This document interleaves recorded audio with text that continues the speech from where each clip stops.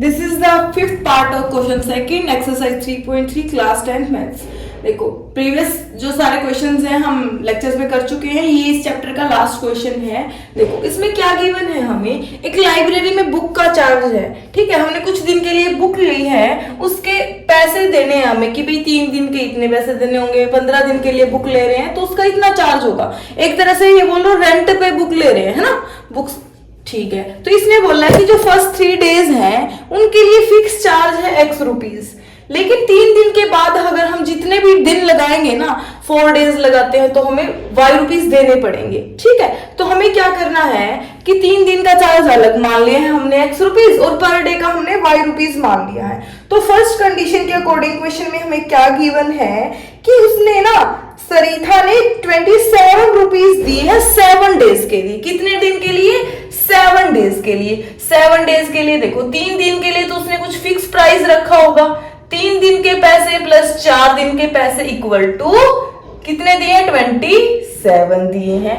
3 दिन के पैसे कितने हैं? 3 दिन के पैसे तो x है टोटल, है ना, फिक्स है कि भाई 3 दिन के लिए तो आपको इतने ही पैसे देने हैं। लेकिन जो नेक्स्ट डे 4 दिन के लिए पैसे कितने होंगे? y थोड़ी होंगे, 4 दिन के लिए तो 4y होंगे, क्योंकि 1 डेज के लिए y, फिर अगले दिन के लिए भी y, फिर अगले दिन के लिए भी y, फिर अगले दिन के लिए भी y पैसे दिए। तो 4 दिनों y 4 बार हो जाएगा ना, तो 4y plus y plus y plus y कितना हो जाएगा?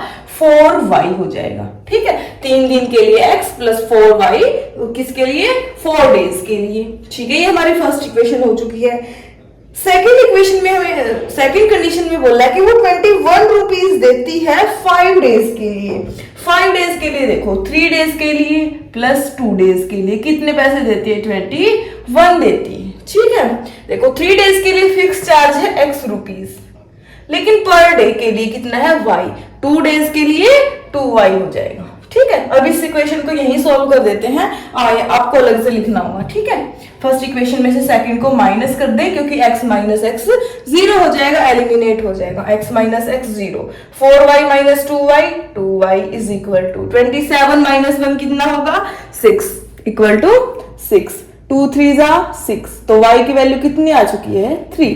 अब इस y की वैल्यू इक्वेशन फर्स्ट में रखो या इक्वेशन सेकंड में रखो, ठीक है, कहीं भी रख सकते हो। हम इक्वेशन सेकंड में रखते हैं। Put value of y in second equation. Second equation है x plus 2y is equal to 21। y की जगह हमें 3 रखना है, यहां पे क्या रखना है? 3। 3 2 जा 6 हो जाएगा। 6 यहाँ प्लस है तो उधर जाके क्या हो जाएगा? 21 माइनस 6 हो जाएगा, कितना होता है? 15। तो x की वैल्यू क्या आ गई हमारे पास?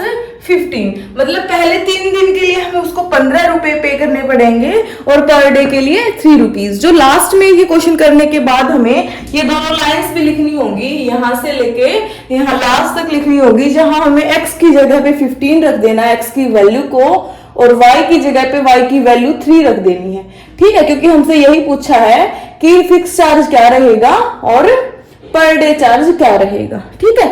तो ये था हमारा क्वेश्चन, इसके साथ ही हमारा चैप्टर भी कंप्लीट हो चुका है।